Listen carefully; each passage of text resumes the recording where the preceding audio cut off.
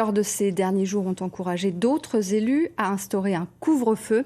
C'est le cas à Montbéliard, Chalon-sur-Saône et Beaune.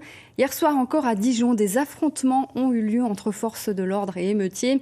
Le récit d'Elsa Bezin et Mazir Abdelli.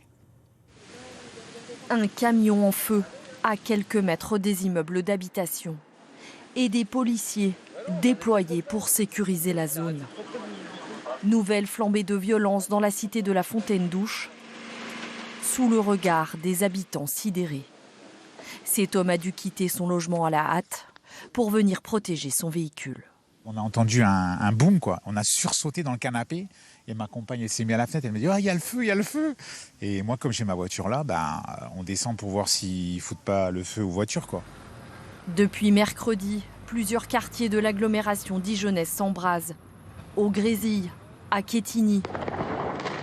Avec les mêmes scènes, des attroupements, des tirs de mortier et du mobilier urbain saccagé.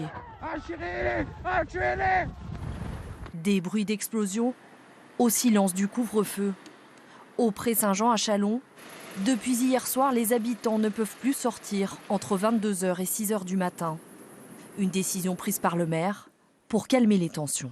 Moi, ce que je veux, c'est que la peur change de camp. Je ne suis pas décidé à laisser ces caïds faire régner leur loi dans le quartier. Et je pense que si tous les maires, là où nous sommes, dans les limites de notre commune, on arrive à durcir le ton, on aidera l'État à rétablir l'ordre républicain.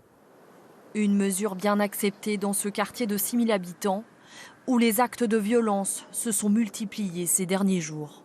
Si c'est pour protéger la population, il vaut mieux faire un truc comme ça, quoi. C'est pas plus mal.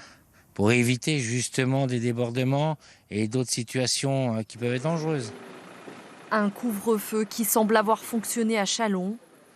En Bourgogne, une quinzaine de personnes ont été interpellées la nuit dernière.